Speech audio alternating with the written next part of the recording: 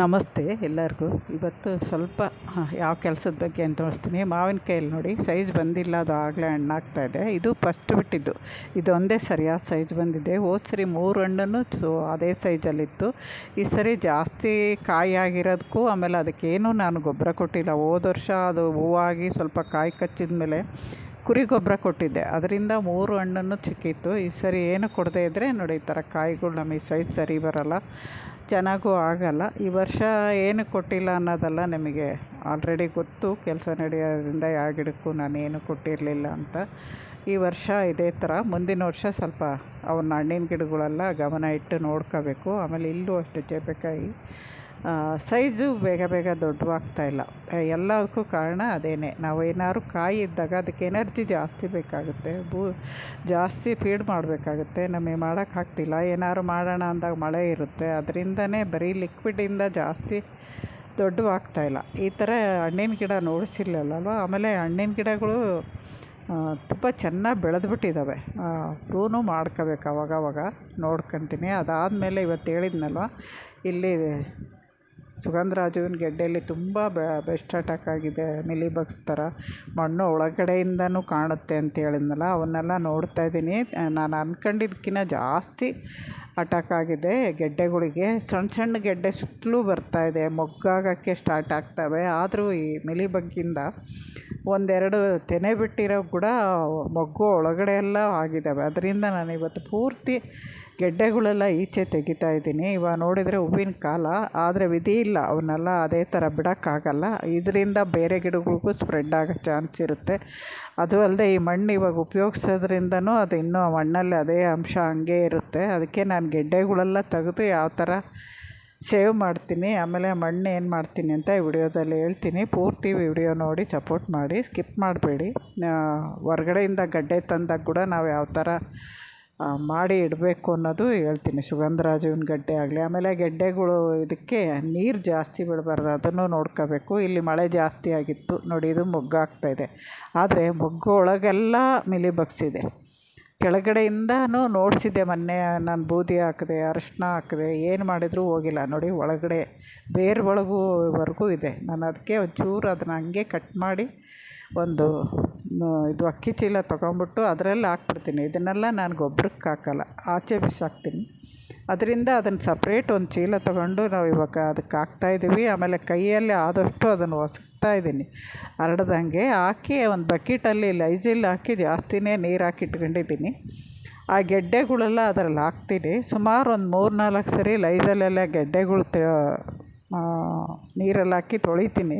ಮಣ್ಣೆಲ್ಲ ಹೋದ್ಮೇಲೆ ಮತ್ತೆ ಒಂದು ಸರಿ ಹಿಂಗೆ 3-4 ಸರಿ ತೊಳೆದು ಮತ್ತೆ ಲೈಜಲಲ್ಲಿ ಒಂದು ದಿನ ಎಲ್ಲ ನೆನೆಸ್ಬಿಟ್ಟು ಆಮೇಲೆ ತಿರ್ಗಾ ಮಾರನೇ ದಿನ ಏನು ಮಾಡ್ತೀನಿ ಅಂತ ನೆಕ್ಸ್ಟ್ ವಿಡಿಯೋಗೆ ಹೇಳ್ತೀನಿ. ಯಾಕೆಂದರೆ ಅವತ್ತು ಮಾಡಿರೋ ಕೆಲಸ ಅವತ್ತೇ ತೋರ್ಸೋಕ್ಕಾಗಲ್ಲ, ಅದರಿಂದ ಇದೇ ತುಂಬ ಹೊತ್ತಾಯಿತು. ಸುಮಾರು ಒಂದು 5-6 ಪಾರ್ಟ್ ಇದೆ, ಅವನ್ನ ಕ್ಲೀನ್ ಮಾಡೋದೇ ಆಯ್ತು. ಇವತ್ತೇನು ಕೆಲಸ ಆಗಲಿಲ್ಲ. ಈ ಥರ ಜಾಸ್ತಿ ಆದಾಗ ಆ ಥರ ಆಗುತ್ತೆ ನೋಡಿ, ಮೊಗ್ಗಾಗಿದ್ದಾವೆಲ್ಲ. ಆದರೆ ಕೆಳಗಡೆಯಿಂದ ಆ ಥರ ಆಗ್ಬಿಟ್ಟಿದ್ದಾವೆ. ಸುತ್ತಲೂ ಚಿಕ್ಕ ಗೆಡ್ಡೆಗಳು ಬರ್ತಾಯಿದ್ದಾವೆ, ಆದರೆ ಅದು ಬೆಳೆಯೋಕ್ಕೆ ಆಸ್ಪದ ಇಲ್ಲ, ಆ ಥರ ಆಗಿದೆ. ಇದರಿಂದನೇ ನಾನು ನೆನ್ನೆ ವಿಡಿಯೋದಲ್ಲಿ ಹೇಳಿದ್ನಲ್ವ, ಮಿಲಿ ಬಗ್ಗು ನೆನ್ನೆ ಇರಲಿಲ್ಲ ಇವತ್ತಿದೆ ಅಂತ. ಇಲ್ಲಿರೋ ಮಿಲಿ ಬಗ್ಸೇ ಅಲ್ಲಿ ಕಂಡಿದ್ದು ನನಗೆ. ಇಲ್ಲಿ ಪಕ್ಕದಲ್ಲೇ ಇದೆ ಅವು ಗಿಡಗಳು. ಅದರಿಂದ ಇನ್ನು ನೋಡಿದ್ರೆ ಆಗಲ್ಲ ನೋಡಿ, ಒಂದೊಂದು ಎಲೆ ಒಳಗಡೆನೂ ಸೇರ್ಕೊಂಡಿದ್ದಾವೆ. ಇವಾಗ ಈ ಥರ ನಾವು ಸೇವ್ ಮಾಡೋಕ್ಕೆ ಆಗಲ್ಲ. ಇದನ್ನು ಪೂರ್ತಿ ತೆಗೆದುಬಿಡಬೇಕು. ತೆಗೆದುಬಿಟ್ಟು ಗೆಡ್ಡೆಗಳು ತೊಳ್ಕೊಬೇಕು. ನಾವು ಯಾವುದಾದ್ರು ನಿಮಗೆ ಲಿಕ್ವಿಡ್ಡು ಅಥವಾ ಏನೇನು ಹಾಕಿ ತೊಳೀರಿ. ಎಲ್ಲದಕ್ಕಿಂತ ಮುಖ್ಯ ಡೈಕೋಟರ್ಮ ಇದ್ದರೆ ಇನ್ನೂ ಒಳ್ಳೆಯದು. ಗೆಡ್ಡೆ ನೆನೆಸಿಟ್ಟು ಒಣಗಿಸ್ಬಿಟ್ಟು ಇಡಬೇಕು. ನಾನು ಏನೇನು ಅನಿಸುತ್ತೆ ನಮ್ಮ ಅಣ್ಣ ಹೇಳಿದರು ಈ ಥರ ಆದಾಗ ಯಾವ ಥರ ಮಾಡಬೇಕು ಅಂತ. ಅದನ್ನು ಮುಂದೆ ನಾನು ಮಾಡೋವಾಗ ತೋರಿಸ್ತೀನಿ. ಫಸ್ಟ್ ಇದನ್ನು ತೊಳೆಯೋದು ತೋರಿಸ್ತೀನಿ. ತೊಳೆದು ಇದನ್ನೆಲ್ಲ ಗೆಡ್ಡೆಗಳು ತೆಗಿತಾಯಿದ್ದೀನಿ. ತುಂಬ ಚಿಕ್ಕ ಗೆಡ್ಡೆಗಳೆಲ್ಲ ನಾನು ಎಸ್ದುಬಿಡ್ತೀನಿ ಕಸಕ್ಕೇ. ಅದರೊಳಗೆ ತುಂಬ ಮೆಚೂರ್ ಆಗಿರೋ ಗೆಡ್ಡೆ ಮಾತ್ರ ತೊಳೆದ್ಬಿಟ್ಟು ನಾನು ಸೇವ್ ಮಾಡ್ತೀನಿ. ಈ ಥರ ಆದಾಗ ನಾವೇನು ಮಾಡೋಕ್ಕಾಗಲ್ಲ ನೋಡಿ.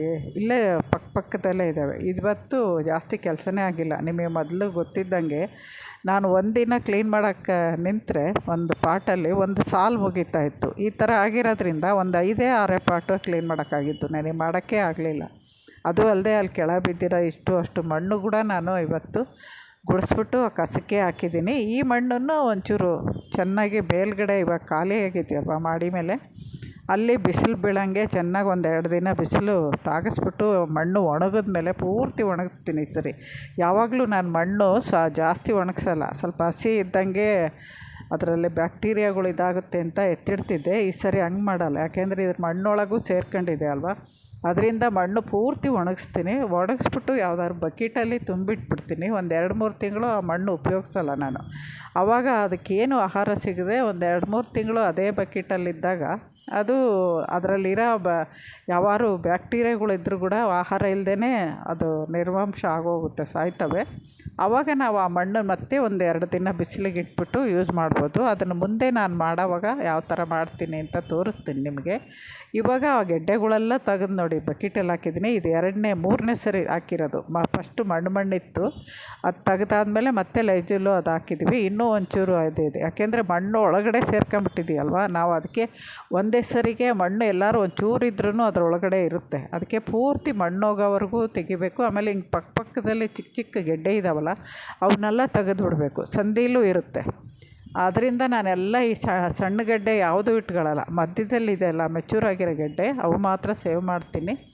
ಈ ಥರ ಮಾಡ್ಕೋಬೇಕು. ಈ ಥರ ತುಂಬ ಕಷ್ಟನೇ ಮಾಡೋದು, ಯಾವಾಗಲೂ ಬರ್ತಾ ಇರಲಿಲ್ಲ. ಹೋದ ವರ್ಷದಿಂದ ಇದು ಕಾಯಿಲೆ ಶುರುವಾಗಿದೆ. ಹೋದ ಸರಿ ನಾನು ಬಂದುಬಿಟ್ಟಾಗೂ ಸ್ವಲ್ಪ ಇತ್ತು, ಬೂದಿ ಹಾಕ್ಬಿಟ್ಟು ರಿಪೋರ್ಟ್ ಮಾಡಿಬಿಟ್ಟು ನಮ್ಮ ತಂಗಿ ಊರಿಗೆ ಹೋಗ್ಬಿಟ್ಟೆ. ಅದಾದಮೇಲೆ ಈ ಸರಿ ಕೆಲಸ ಇರೋದ್ರಿಂದ ಮೇಲಿತ್ತು, ಮೇಲೇನೂ ನೋಡೋಕ್ಕಾಗಲಿಲ್ಲ. ನೋಡಿ ಇಲ್ಲಿ ಖಾಲಿ ಮಾಡಿದ್ದೀನಿ ಪೂರ್ತಿ.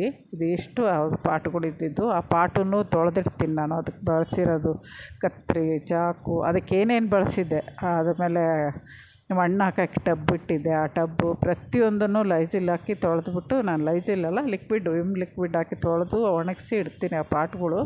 ಇವಾಗ ಸದ್ಯಕ್ಕೆ ಅವನ್ನು ಉಪಯೋಗಿಸಲ್ಲ, ಬಿಸಿಲಲ್ಲಿ ಚೆನ್ನಾಗಿ ಒಣಗಿಸಿ ಸ್ವಲ್ಪ ದಿನ ಆ ಮಣ್ಣನ್ನು ಎತ್ತಿಟ್ಟು ಮತ್ತೆ ಹೊಸ ಮಣ್ಣು ತರಿಸಿ ಅದನ್ನು ಸ್ವಲ್ಪ ಮರಳು ತರಬೇಕು. ಗೆಡ್ಡೆ ಹೂಳಿಗೆಲ್ಲ ಸ್ವಲ್ಪ ಮರಳು ಮಿಕ್ಸ್ ಮಾಡಿದ್ರೇ ಒಳ್ಳೆಯದು, ನೀರು ನಿಂತ್ಕೋಬಾರ್ದು. ಅದನ್ನು ತಂದು ರಿಪೋರ್ಟ್ ಮಾಡ್ತೀನಿ. ಅದಾದಮೇಲೆ ನೋಡಿ 10:30 ಆಗಿತ್ತು. ಅದಿಷ್ಟು ಮಾಡೋಷ್ಟೊತ್ತಿಗೆ ಇನ್ನೂ ನಾನು ಅವನ್ನ ಪಾಟ್ಗಳು ತೊಳೆಯೋಕ್ಕಲ್ಲಿ ಇಟ್ಟಿದ್ದೀನಿ, ನಲ್ಲಿ ಹತ್ರ ತೊಳಿಬೇಕು. ಇವಾಗ ಅವನ್ನೆಲ್ಲ ಎತ್ತಿಟ್ಬಿಟ್ಟು ಕೈ ತೊಳ್ಕೊಂಡು ನಿಮಗೆ ಇದು ವಿಡಿಯೋ ನೋಡಿಸ್ತಾ ಇದ್ದೀನಿ. ಬೆಳಗ್ಗೆ ಬಂದ ತಕ್ಷಣ ಹೂವು ತೆಗಿಯೋಕ್ಕೂ ಆಗಲಿಲ್ಲ, ಅಷ್ಟು ಕೆಲಸ ಇತ್ತು. ಬರೀ ಹಣ್ಣಿನ ಗಿಡಗಳನ್ನು ತೋರಿಸ್ಬಿಟ್ಟು ಕೆಲಸ ಶುರು ಮಾಡಿದೆ, ಹೊತ್ತೇ ಆಗೋಯ್ತು.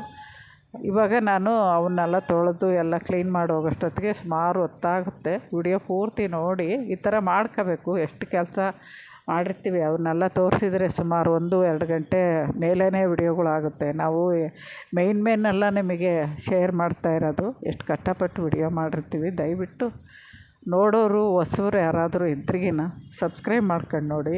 ನಮಗೂ ಒಂಚೂರು ನಾವು ಇಷ್ಟು ಕಷ್ಟಪಟ್ಟಿದ್ದಕ್ಕೂ ಸಾರ್ಥಕ ಅನಿಸುತ್ತೆ. ದಯವಿಟ್ಟು ನೋಡಿದವ್ರು ಲೈಕ್ ಕೊಡಿ.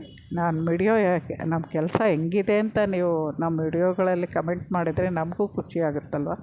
ಅಥವಾ ಏನಾದ್ರು ಸಲಹೆ ಇದ್ದರೆ ಚಿಕ್ಕವರಾಗಲಿ ದೊಡ್ಡವರಾಗಲಿ ನನಗೆ ಹೇಳಿ, ನಾನು ತಿಳ್ಕೊತೀನಿ. ನಿಮಗೇನಾದ್ರು ಈ ಥರ ಹುಳ ಬಂದು ಈ ಥರ ಗೆಡ್ಡೆಗಳಿಗಾಗಿದ್ದರೆ ಅದನ್ನು ಯಾವ ಥರ ಮಾಡಿದ್ರಿ ಅನ್ನೋರು ಯಾರು ಇದ್ರಿಗಿನ ಅದನ್ನು ನಂಗೆ ಕಮೆಂಟ್ ಮಾಡಿ. ನೋಡಿ ಇಷ್ಟು ಪಾಟು ಇಲ್ಲಿ ಇಟ್ಕೊಂಡಿದ್ದೀನಿ, ಅದಕ್ಕೆ ಬಳಸಿರೋವೆಲ್ಲ ಇಲ್ಲಿ ಇಟ್ಟಿದ್ದೀನಿ. ತೊಳಿತೀನಿ. ನಮಸ್ತೆ.